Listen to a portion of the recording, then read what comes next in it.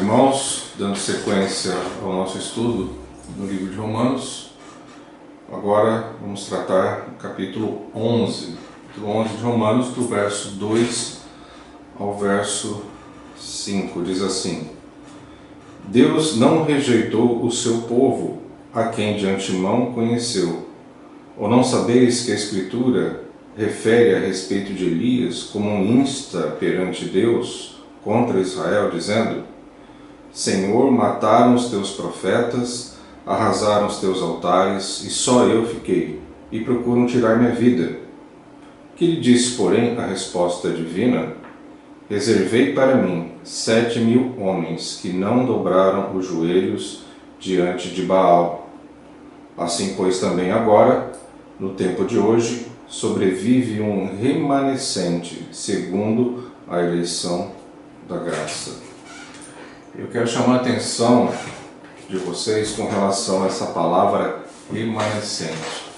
Se nós olharmos para a história de Israel, para a história da igreja também, para a obra de Deus de resgate, de restauração do homem dentro do seu propósito de manifestar a sua glória à humanidade, nós percebemos que sempre Deus manteve um remanescente fiel. Vamos usar aqui como exemplo esse que a própria palavra cita aqui, né, com relação a Elias, né, e a resposta que ele recebeu. Ele achou que ele estava sozinho, só restou ele contra os profetas de Baal. Todavia Deus manteve um remanescente, um grupo de pessoas que lhe são fiéis. Isso vai acontecer também na consumação dos tempos, lá em Apocalipse nós vemos isso. Vai existir esse remanescente fiel, aqueles vigias, né, da sã doutrina, aqueles que serão eleitos, serão os guardiães da palavra de Deus, para que no tempo da grande tribulação possam anunciar a palavra. E nós encontramos isso na história da igreja também, principalmente ali na Idade Média, em que alguns dizem que foi a igreja verdadeira, a igreja viva, restaurada, né?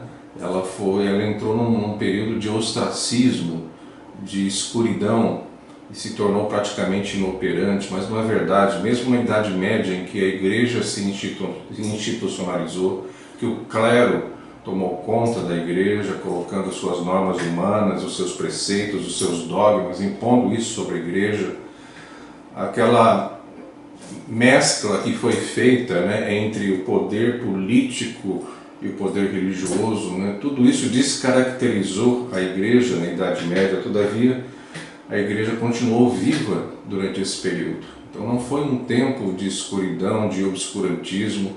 A igreja esteve atuante, porque Deus sempre, na história da igreja, na história do seu tratamento com Israel, manteve um remanescente fiel. Na verdade, a igreja do Senhor Jesus, ela é indestrutível. Ela foi muito perseguida, os seus líderes foram mortos, foram sacrificados, foram rejeitados pela sociedade. Todavia, ela tem rompido os séculos, né, com a sua influência, cumprindo o seu propósito de anunciar o Evangelho de Jesus. Porque o próprio Senhor Jesus disse: eu edificarei a minha igreja. Ora, se o Filho de Deus, o Cristo, a quem foram entregues todas as coisas, todo o poder, toda a autoridade, traz para si essa responsabilidade, não tem para ninguém. Jesus disse que edificaria a sua igreja, então ela é indestrutível, né? Porque é um projeto de Deus. Vamos ver agora, capítulo 6. E se é pela graça, já não é pelas obras, do contrário, a graça já não é graça. Então esse tema da graça e não pelas obras, ou seja, a salvação não é pelas obras, mas pela graça. Eu não posso tocar o coração de Deus pelo meu esforço humano, pelas minhas obras, ou pelo cumprimento da lei, por mais que eu me esforce, mas é pela graça. A palavra graça significa um presente que nós não merecíamos. Então nós não merecíamos a salvação, mas recebemos a salvação. Isso é graça. Então é um tema que ele é abordado em vários trechos do livro de Romanos, não por obras, mas por graça, para que nenhum homem se vanglorie diante de Deus, para que nenhum homem possa diante de Deus alegar que alcançou a salvação através do seu esforço, através do cumprimento de normas e preceitos, mas a pura graça, o presente merecido de Deus que nos foi dado, baseado no seu amor, baseado nos seus propósitos eternos e universais. Vamos dar uma olhada agora no verso 7. Que diremos, pois? O que Israel busca, isso não conseguiu, mas a eleição o alcançou. E os mais foram endurecidos, como está escrito. Deus lhes deu espírito de entorpecimento, olhos para não ver e ouvidos para não ver, para não ouvir até o dia de hoje. Então veja, essas palavras elas se referem a Israel. Veja que interessante, a Bíblia diz que o coração do rei está em suas mãos e ele o inclina para onde ele quer. Vamos fazer menção aqui daquele episódio de Faraó no embate com Moisés, em que aqueles sinais foram feitos, as pragas no Egito, e o texto bíblico diz que Deus endureceu o coração de Faraó. Então Deus ele tem essa capacidade e lhe é dada essa autoridade, e ele tem a soberania e ele pode decidir o que fazer com os governantes. E aquilo que ele faz com os governantes, endurecendo ou não o coração deles, é para que os seus propósitos sejam cumpridos. À medida em que o coração de Faraó se endureceu, o povo então pôde sair do Egito, aquelas maravilhas que Deus fez, a manifestação das pragas, à medida em que o coração de Faraó ia se endurecendo e Deus ia realizando a sua obra, revelando o seu poder e então tocando aquele povo e preparando o povo para a libertação, para a saída do Egito. E olhando para esse texto, nós entendemos que isso aconteceu também. De uma certa forma, o coração do povo de Israel, dos seus líderes, dos seus rabinos, seus líderes espirituais, dos seus conselheiros, esse coração foi endurecido. No sentido de que, se nós olharmos para a história de Israel, nós vemos que esse povo foi um povo obstinado, foi um povo que rejeitou a obra de Deus de uma certa forma. Então, esse endurecimento, eu dei uma pesquisada no original, é como se fosse uma sentença, um ato judicial de Deus. Como eles rejeitaram a obra do Senhor, então Deus endureceu seu coração. No caso de Faraó, como Faraó rejeitou os desígnios de Deus para que o povo pudesse ser liberto, então Deus endureceu o coração de Faraó. E tudo isso acontece para que os propósitos de Deus sejam alcançados, para que o plano de Deus seja realizado aqui na terra. Então nada foge ao controle do Altíssimo. Todas as coisas estão debaixo da sua autoridade e ele age da forma que lhe é mais conveniente para alcançar o seu propósito último. Verso 15, vamos dar uma lida no verso 15. Porque se o fato de terem sido eles rejeitados trouxe reconciliação ao mundo, que será o seu restabelecimento, senão a vida entre os mortos? Novamente, esse verso se refere à nação de Israel. Se a rejeição de Israel, Deus havia eleito um povo para que esse povo pudesse resplandecer a sua glória aqui na terra, para que fossem mensageiros da sã doutrina, do Evangelho, do amor de Deus, do poder de Deus aqui na terra. Eles não puderam fazer isso, eles não alcançaram isso, eles não tiveram seu coração devidamente quebrantado e humilhado na presença de Deus para que pudessem fazer isso. Então eles foram, de uma certa forma, rejeitados.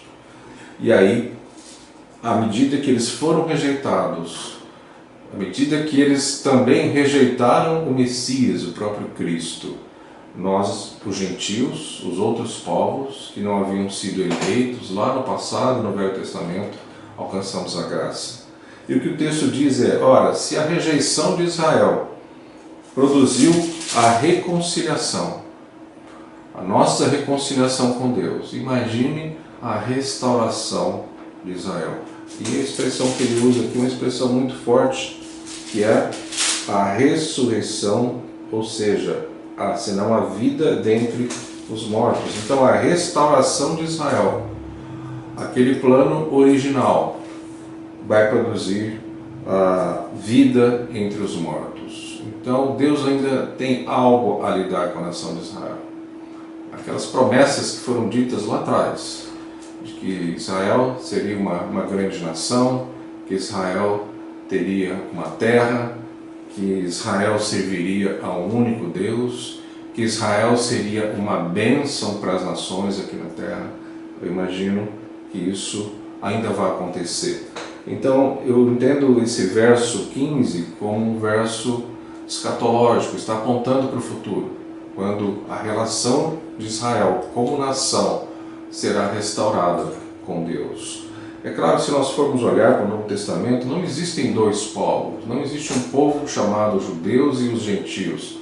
A igreja conectou todas essas etnias, esses povos, essas culturas, num único povo que se chama a Igreja do Senhor. É claro, aqueles que entregam sua vida ao Senhor fazem parte então dessa grande família.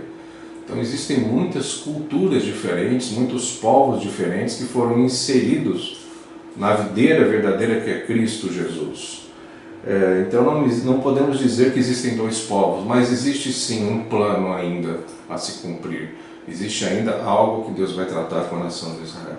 E isso aponta para o futuro. E para a gente terminar, do verso 33 ao 36. Ó profundidade da riqueza, tanto da sabedoria como do conhecimento de Deus! Quão insondáveis são os seus juízos e quão inescrutáveis os seus caminhos! Quem, pois, conheceu a mente do Senhor? Ou quem foi o seu conselheiro? Ou quem primeiro deu a ele para que lhe venha a ser restituído? Porque dele, e por meio dele, e para ele são todas as coisas. A ele, pois, a glória eternamente. E amém. O que chama atenção aqui é que Paulo vinha numa narrativa e de repente parece que ele entra num período de grande êxtase, de gratidão a Deus, e ele escreve então essas palavras de louvor, de reconhecimento da sabedoria extremamente alta, perfeita, e ele usa a palavra aqui inescrutáveis. Os seus juízos são inescrutáveis, os seus caminhos são inescrutáveis. O que significa ser inescrutável? Não pode ser entendido, não pode ser alcançado, não pode ser analisado profundamente. Então Paulo reconhece a sua pequenez diante de toda a grandeza de Deus, diante de toda a sabedoria de Deus. E eu imagino que isso aqui tenha sido talvez no momento em que ele vai recebendo as revelações que lhe permite escrever Romanos, falando sobre tantas coisas que nós já tratamos aqui até esse capítulo 11, como por exemplo a justificação, a salvação pela graça, o amor de Deus que é manifesto sobre nós, sobre a questão das duas naturezas que existem dentro de nós, a carne e o espírito. São revelações extremamente profundas. E imagino que nesse ponto Paulo teve um êxtase, gratidão a Deus, e inundou o seu coração, e ele então quebra essa sequência de narrativas e de ensinos que ele vem trazendo aqui sobre Romanos, e ele irrompe em grande alegria e louvor a Deus. Então nós estamos terminando o capítulo 11. Obrigado pela sua atenção, que Deus abençoe a todos.